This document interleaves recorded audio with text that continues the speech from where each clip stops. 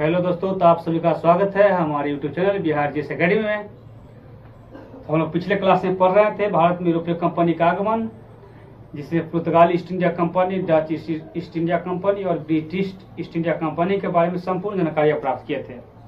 आज पढ़ेंगे फ्रांसीसी ईस्ट इंडिया कंपनी के बारे में। तो आइए फ्रांसीसी इंडिया कंपनी को पढ़ते हैं और समझते हैं। फ्रांसीसी ईस्ट इंडिया कंपनी एक सरकारी कंपनी थी। फ्रांसीसी ईस्ट इंडिया कंपनी पर फ्रांसीसी सरकार का नियंत्रण था। फ्रांस के सम्राट लुई 14वां के समय उसके मंत्री कोलबर्ट के प्रयास से 1664 ईस्वी में फ्रांसीसी ईस्ट इंडिया कंपनी की स्थापना किया गया। अब बात करेंगे फ्रांसीसी ईस्ट इंडिया कंपनी ने अपना पहला व्यापारिक कारखाना कोठी कब खोला, कहाँ खोला। तो ब्रिटिश ईस्ट इंडिया कंपनी ने फ्रांसीसी ईस्ट इंडिया कंपनी ने 1668 ईस्वी में अपनी पहली व्यापारिक कारखाना सूरत में खोली। यानी फ्रांसीसी ईस्ट इंडिया कंपनी अपना पहला व्यापारिक कारखाना 1668 ईस्वी में सूरत में खोला। वहीं दूसरी कारखाना की बात करेंगे। दूसरी कारखाना 1669 ईस्वी में मसूलीपट्टनम में खोला। यानी कि फ्रांसीसी ईस्ट इंडिया कंपनी की पहली व्यापारिक कारखाना 1668 ईस्वी में सूरत में, वही दूसरी व्यापारिक कारखाना 1669 ईस्वी में मसूलीपट्टनम में खोला। फ्रांसीसी ईस्ट इंडिया कंपनी और ब्रिटिश ईस्ट इंडिया कंपनी दोनों के वर्चस्व को लेकर युद्ध हुआ। अपने दबदबा बनाने के लिए युद्ध हुआ, जिसे कर्नाटक का युद्ध कहा जाता है। यानी कर्नाटक का 3 युद्ध हुए। प्रथम कर्नाटक युद्ध, द्वितीय कर्नाटक युद्ध और तृतीय कर्नाटक युद्ध। बात करेंगे प्रथम कर्नाटक युद्ध की, तो प्रथम कर्नाटक युद्ध 1746 ईस्वी से 1748 ईस्वी तक चला। यानी प्रथम कर्नाटक युद्ध 1746 से 1748 ईस्वी तक चला। बात करेंगे प्रथम कर्नाटक युद्ध की, तो प्रथम कर्नाटक युद्ध 1746 से 1748 ईस्वी के बीच हुई। इस युद्ध की समाप्ति एला सापल की संधि से हुई। एला सापल के संधि से इस युद्ध की समाप्ति हुई। अब आपसे पूछेगा कि प्रथम कर्नाटक युद्ध को किस नाम से जाना जाता है। तो प्रथम कर्नाटक युद्ध को सेंट थोमे के नाम से भी जाना जाता है। प्रथम कर्नाटक युद्ध को सेंट थोमे के नाम से जाना जाता है। अंग्रेजी गवर्नर वर्नॉट ने फ्रांसीसी जहाज पर कब्जा कर लिया।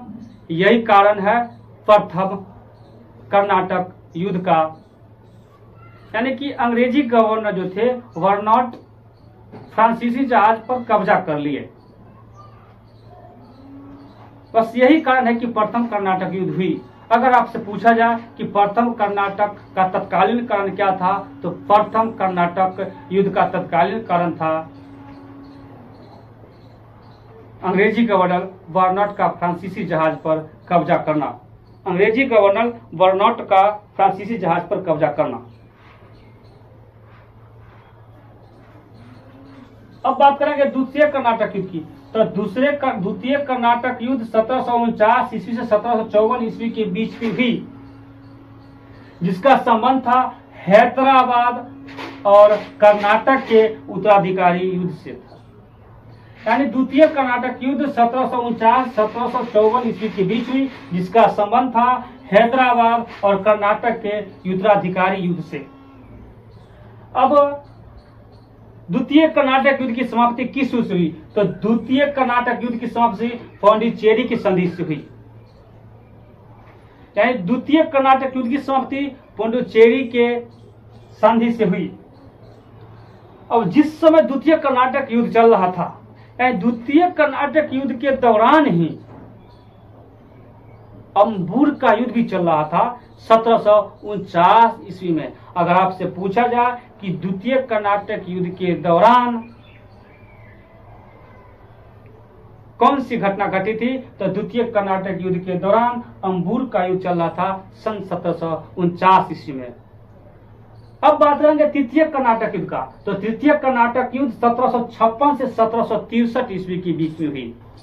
यानी तृतीय कर्नाटक युद्ध 1756-1763 ईस्वी के बीच में हुई, जिसका जिसका प्रभाव था यूरोप महादेश में होने वाला सप्तवर्षीय युद्ध से प्रभावित था। यानी तृतीय कर्नाटक युद्ध जो था यूरोप महादेश में चल रहे सप्तवर्षीय युद्ध से प्रभावित था। अब सप्तवर्षीय युद्ध किन के बीच हुआ, कब हुआ? तो सप्तवर्षीय युद्ध ब्रिटिशों और फ्रांसीसियों के बीच में हुआ था, जो 1756 से 1763 ईस्वी के बीच चली थी। अब तृतीय कर्नाटक युद्ध की समाप्ति पेरिस के संधि के तहत हुआ था। सन 1763 ईस्वी में पेरिस के संधि के तहत सप्तवर्षीय युद्ध और तृतीय कर्नाटक युद्ध की समाप्ति हुई थी। इसके बाद फिर एक घटना घटती है 22 जनवरी 1760 को, यानी 22 जनवरी 1760 को वांडीवास का युद्ध होता है, जो ब्रिटिश ईस्ट इंडिया कंपनी और फ्रांसीसी ईस्ट इंडिया कंपनी के बीच में होता है। यानी वांडीवास का युद्ध ब्रिटिश ईस्ट इंडिया कंपनी और फ्रांसीसी ईस्ट इंडिया कंपनी के बीच में होता है। ब्रिटिश ईस्ट इंडिया कंपनी का नेतृत्व करते हैं आयरकूट, वही फ्रांसीसी ईस्ट इंडिया कंपनी का नेतृत्व करते हैं काउंट लाली, जिसमें ब्रिटिश ईस्ट इंडिया की जीत होती है। और यही कारण है कि भारत से फ्रांसीसी ईस्ट इंडिया कंपनी का पतन हो गया। यानी वांडीवास के युद्ध में फ्रांसीसियों का हारना और भारत से फ्रांसीसी ईस्ट इंडिया कंपनी का पतन होना माना जाता है। यानी आपसे पूछेगा कि फ्रांसीसी ईस्ट इंडिया कंपनी का पतन किस युद्ध के दौरान हुआ था, तो फ्रांसीसी ईस्ट इंडिया कंपनी का पतन वांडीवास का युद्ध से हुआ था। तो आइए एक बार फिर से इसको रिकॉल करते हैं और याद करते हैं। फ्रांसीसी ईस्ट इंडिया कंपनी, यानी फ्रांसीसी ईस्ट इंडिया कंपनी एक सरकारी कंपनी हुआ करती थी, जिसमें फ्रांसीसी सरकार का नियंत्रण था। फ्रांस के सम्राट लुई 14वां के समय उसके मंत्री कोलबर्ट के प्रयास से 1664 ईस्वी में फ्रांसीसी ईस्ट इंडिया कंपनी की स्थापना हुई। फ्रांसीसी ईस्ट इंडिया कंपनी ने अपनी पहली व्यापारिक कारखाना सन 1668 ईस्वी में सूरत में खोली। वहीं दूसरे व्यापारिक कारखाना 1669 ईस्वी में मसूलीपट्टनम में खोला। ब्रिटिश ईस्ट इंडिया कंपनी और फ्रांसीसी ईस्ट इंडिया कंपनी के बीच युद्ध हुआ, जिसे कर्नाटक युद्ध से जाना जाता है। प्रथम कर्नाटक युद्ध, द्वितीय कर्नाटक युद्ध और तृतीय कर्नाटक युद्ध। प्रथम कर्नाटक युद्ध 1746 से 1748 ईस्वी के बीच चला था, जिसका तत्कालीन कारण था अंग्रेजी गवर्नर बर्नार्ड का फ्रांसीसी जहाज पर कब्जा कर लेना। वही बात करेंगे प्रथम कर्नाटक युद्ध की। तो प्रथम कर्नाटक युद्ध का समाप्ति एलासापल के संधि के तहत हुआ था। वहीं द्वितीय कर्नाटक युद्ध 1749 से 1754 ईस्वी के बीच चला था, जिसका संबंध था हैदराबाद और कर्नाटक के उत्तराधिकारी युद्ध से था। द्वितीय कर्नाटक युद्ध की समाप्ति पुडुचेरी के संधि से हुई। द्वितीय कर्नाटक युद्ध की समाप्ति पुडुचेरी के संधि से हुई। और एक और क्वेश्चन आपसे पूछा जाएगा कि द्वितीय कर्नाटक युद्ध के दौरान कौन सा युद्ध हुआ था, तो द्वितीय कर्नाटक युद्ध के दौरान अंबूर का युद्ध हुआ था सन 1749 ईस्वी में। अब बात करेंगे तृतीय कर्नाटक युद्ध। तो तृतीय कर्नाटक युद्ध 1756 से 1763 ईस्वी के दौरान चला था। यह युद्ध प्रभावित था यूरोप महादेश में होने वाला सप्तवर्षीय युद्ध से। यानी पूछेगा क्वेश्चन कि तृतीय कर्नाटक युद्ध किस युद्ध से प्रभावित था, तो तृतीय कर्नाटक युद्ध यूरोप महादेश में होने वाला सप्तवर्षीय युद्ध से प्रभावित था। अब सप्तवर्षीय युद्ध किसके बीच हुआ, सप्तवर्षीय युद्ध किसके बीच हुआ, कब हुआ, तो आइए जानते हैं। सप्तवर्षीय युद्ध ब्रिटिश और फ्रांसीसियों के बीच हुआ था, जो सन 1756 से 1763 ईस्वी के बीच हुआ था। सप्तवर्षीय युद्ध की समाप्ति 1763 ईस्वी हुआ पेरिस के संधि के तहत। इसके बाद एक घटना घटती है 22 जनवरी 1760 को। 22 जनवरी 1760 को वांडीवास का युद्ध होता है। ब्रिटिश ईस्ट इंडिया कंपनी और फ्रांसीसी ईस्ट इंडिया कंपनी, यानी ब्रिटिश ईस्ट इंडिया कंपनी और फ्रांसीसी ईस्ट इंडिया कंपनी के बीच युद्ध होता है, जिसमें ब्रिटिश ईस्ट इंडिया कंपनी की जीत होती है और फ्रांसीसी ईस्ट इंडिया कंपनी की हार होती है। और बात करेंगे कि ब्रिटिश ईस्ट इंडिया कंपनी का नेतृत्व कौन कर रहा था।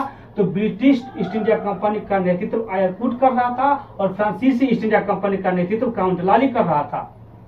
और यही वानडीवास युद्ध का कारण है, अंग्रेजों का जीतना, फ्रांसीसियों का हारना और भारत से फ्रांसीसी ईस्ट इंडिया कंपनी का पतन होना सुनिश्चित इसी युद्ध से हुआ था।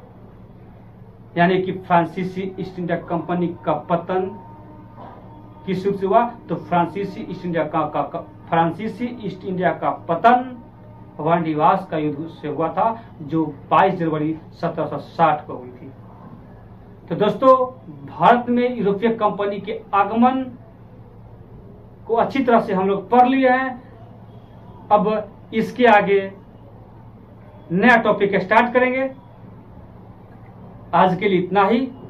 अगर वीडियो आप सबको अच्छा लगे तो लाइक और चैनल को सब्सक्राइब जरूर करें। आप सभी का धन्यवाद। बस मैं रोज कुछ नया लेकर आप सबों के समक्ष जुड़ने का प्रयास करूंगा। आप सब अपना प्यार और आशीर्वाद बनाए रखिए। धन्यवाद। आज के लिए इतना ही।